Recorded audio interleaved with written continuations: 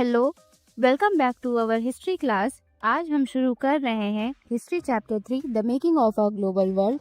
ये चैप्टर काफी इंटरेस्टिंग है क्योंकि इसमें हम देखेंगे कि दुनिया कैसे एक दूसरे से जुड़ी, कैसे ट्रेड, माइग्रेशन और ग्लोबलाइजेशन ने वर्ल्ड हिस्ट्री को शेप किया। So let's begin step by step. First we understand what is globalization. Globalization का मतलब होता है एक ऐसा प्रोसेस जिसमें दुनिया के अलग अलग देश एक दूसरे से रैपिडली कनेक्ट हो जाते हैं। ये कनेक्शन हो सकता है थ्रू गुड्स, पीपल, आइडियाज और कैपिटल। अभी के टाइम में आप देखते हो कि एमएनसीज जैसे कंपनीज एप्पल, सैमसंग, अमेजोन दुनिया के हर कोने में अपना बिजनेस कर रही हैं।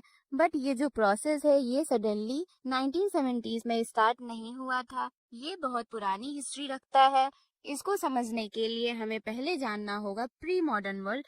चलते हैं अगली स्लाइड पर। The pre modern world. Pre modern world मतलब वो टाइम जब मॉडर्न टेक्नोलॉजीज, एमएनसीज और इकोनॉमिक पॉलिसीज नहीं थे। तब भी लोग एक दूसरे से जुड़े थे, mainly through trade routes, migration और कल्चरल एक्सचेंजेस के जरिए। ट्रेडर्स, ट्रेवलर्स, प्रीस्ट, पिलग्रिम्स ये सब एक जगह से दूसरी जगह जाते थे और साथ ले जाते थे अपने गुड्स, वैल्यूज, कल्चर्स और आइडियाज। इसका एक इम्पोर्टेंट एग्जाम्पल है सिल्क रूट्स। आइए उसको डिटेल में देखते हैं। Silk routes ancient trade routes थी जो लैंड और सी दोनों के थ्रू चलता था। इसको सिल्क रूट इसलिए कहा गया क्योंकि चाइना का सिल्क सबसे ज्यादा डिमांड में था।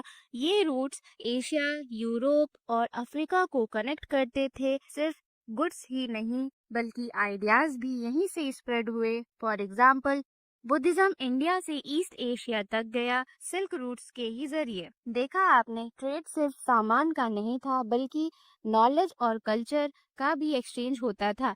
अभी हम देखेंगे कि फूड भी एक इम्पोर्टेंट रोल प्ले करता है कनेक्शन में। Food travels. एक इंटरेस्टिंग चीज ये है कि नए क्रॉप्स भी कॉन्टिनेंट्स के बीच ट्रेवल किए। एग्जाम्पल, पोटैटो, मेज, टोमेटो ये सब अमेरिका से यूरोप गए। अब पोटैटो का एग्जाम्पल लीजिए। ये चीप था, न्यूट्रिशियस था, इजीली ग्रो हो जाता था। इसने यूरोप में पॉपुलेशन ग्रोथ को बूस्ट किया। मतलब सिर्फ एक फूड आइटम ने यूरोप की हिस्ट्री चेंज कर दी। लेकिन ट्रेड और कॉन्क्वेस्ट के साथ एक नेगेटिव चीज भी गई थी, डिजीजेस। चलिए उसको समझते हैं। Conquest, diseases and trade. Europeans जब अमेरिका गए तो सिर्फ अपना कल्चर और गुड्स नहीं लेके गए बल्कि जर्म्स भी लेके गए। Example, small pox. Native American के पास इम्यूनिटी नहीं थी और मिलियंस लोग मारे गए। इस वजह से उनकी पॉपुलेशन ड्रास्टिकली कम हो गई और कोलोनाइजेशन आसान हो गया। कोलोनाइजेशन एक ऐसा प्रोसेस है जिसमें एक कंट्री या एक ग्रुप के लोग किसी दूसरी कंट्री या दूसरे क्षेत्र के लोगों पर नियंत्रण स्थापित करते हैं। लेबर शॉर्टेज के वजह से यूरोपियंस ने अफ्रीकन्स को स्लेवरी में, प्लांटेशन और माइंस में लाना शुरू किया। मतलब एक डिजीज ने पूरी कॉन्टिनेंट की हिस्ट्री बदल दी। अब हम देखेंगे 19th सेंचुरी में दुनिया कैसे एक ग्लोबल इकोनॉमी बनने लगी। The 19th century 1815 to 1914। 19th century में एक ग्लोबल इकोनॉमी शेप हुई mainly through three things, goods, labour and capital. Britain में कॉर्न लॉज पहले चीप ग्रेन इंपोर्ट्स को रिस्ट्रिक्ट करते थे, लेकिन 1846 में कॉर्न लॉज रिपील कर दिया गया, मतलब हटा दिया गया और ब्रिटेन फ्री ट्रेड नेशन बन गया। Food and agricultural expansion. Europe की पॉपुलेशन भी ग्रो कर रही थी, उनको फूड की जरूरत थी। इस वजह से अमेरिका, अफ्रीका और ऑस्ट्रेलिया के नए लैंड्स कल्टीवेट किए गए और ये रीजन्स ग्लोबल ट्रेड का हिस्सा बन गए। Role of technology. अब सोचिए, अगर इतना सारा ट्रेड और मूवमेंट हो रहा था तो ये पॉसिबल कैसे हुआ? इसका जवाब होगा टेक्नोलॉजी के जरिए। टेक्नोलॉजी ने ट्रेड और माइग्रेशन को फास्ट बना दिया, जिसका एग्जाम्पल होगा रेलवेज। रेलवेज ने इनलैंड एरियाज को पोर्ट्स से कनेक्ट किया। स्टीम शिप्स ने ओशियन ट्रेवल को फास्ट और रिलायबल बनाया।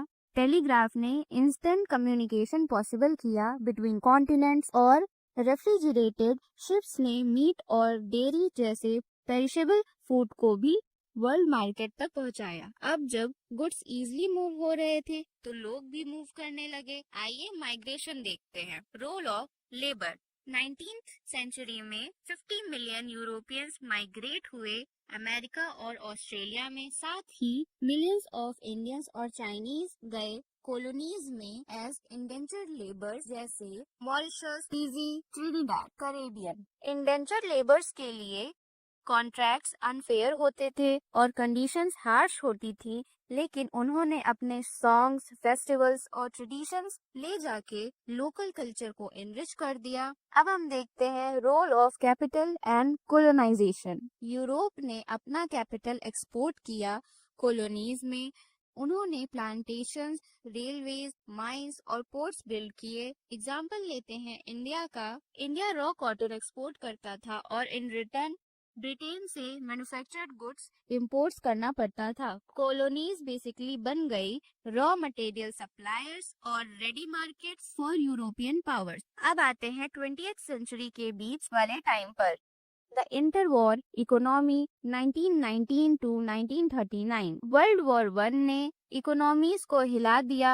ह्यूज वॉर कॉस्ट के वजह से सब कंट्रीज वीक हो गई और USA emerge as the new world economic power. फिर आई ग्रेट डिप्रेशन 1929 टू 1933। इसके कॉजेस थे over production, stock market crash, demand का गिरना। इसका इम्पैक्ट हुआ था कि यूएसए में मास अनएम्प्लॉयमेंट और बैंक्स कोलैप्स हो गए। इंडिया में एग्रीकल्चरल प्राइसेस क्रैश हो गए, सीजन्स इन डेप्ट हो गए। बट इसके बाद 1930s में रीआर्मामेंट ने प्रोडक्शन को बूस्ट किया, जिससे रिकवरी आई। अब देखते हैं वर्ल्ड वॉर सेकेंड के बाद दुनिया कैसे रीबिल्ड हुई।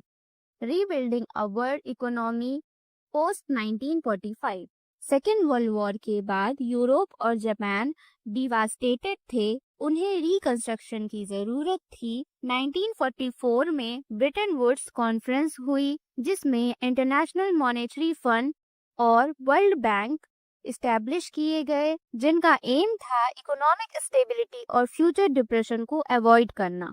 ब्रिटन वुड्स सिस्टम में फिक्स्ड एक्सचेंज रेट्स होते थे। डॉलर को गोल्ड से लिंक किया गया, जिसके बाद dollar became the dominant currency। 1950s से 1970s के टाइम में ट्रेड और एम्प्लॉयमेंट में रैपिड ग्रोथ हुई और डेवलप्ड कंट्रीज में प्रॉस्पेरिटी हाई थी। लेकिन ये ब्रिटन वुड सिस्टम ज्यादा टाइम तक टिक नहीं पाया, जिसे हम देखेंगे आगे। End of Bretton Woods and rise of globalization. 1971 में यूएसए ने फिक्स्ड एक्सचेंज रेट सिस्टम खत्म कर दिया और दुनिया फ्लोटिंग एक्सचेंज रेट्स पे शिफ्ट हो गई। फ्लोटिंग एक्सचेंज रेट किसे कहते हैं? फ्लोटिंग एक्सचेंज रेट का मतलब होता है एक ऐसा सिस्टम जिसमें करेंसी की वैल्यू डिमांड सप्लाई के हिसाब से मार्केट में डिसाइड होती है। इसमें गवर्नमेंट डायरेक्टली वैल्यू फिक्स नहीं करती, बल्कि वैल्यू ऑटोमेटिकली ऊपर नीचे होती रहती है मार्केट के हिसाब से। पोस्ट 1970s के बाद एक नया एरा स्टार्ट हुआ, मॉडर्न ग्लोबलाइजेशन। एमएनसीज ने वर्ल्ड इकोनॉमी को डोमिनेट करना शुरू किया। गुड्स, सर्विसेज, टेक्नोलॉजी, कैपिटल और लोग और तेज स्पीड से फ्लो होने लगे। इंडिया ने भी 1990s में लिबरलाइजेशन अडॉप्ट किया और ग्लोबल इकोनॉमी का इम्पोर्टेंट पार्ट बन गया। लिबरलाइजेशन का मतलब होता है गवर्नमेंट कंट्रोल को रिड्यूस करना और इकोनॉमी को प्राइवेट सेक्टर और मार्केट के लिए ओपन करना। इंडिया ने 1991 में इकोनॉमिक क्राइसिस के टाइम पर न्यू इकोनॉमिक पॉलिसी अडॉप्ट की। सो स्टूडेंट्स, इस तरह से हमने देखा कि कैसे सिल्क रूट से लेकर ब्रिटेन वुड तक और फिर आज के एमएनसीज तक दुनिया एक दूसरे से जुड़ी हुई है। ये ही है the making of a global world. If you have any further doubt, please comment. I will help on that. Thank you.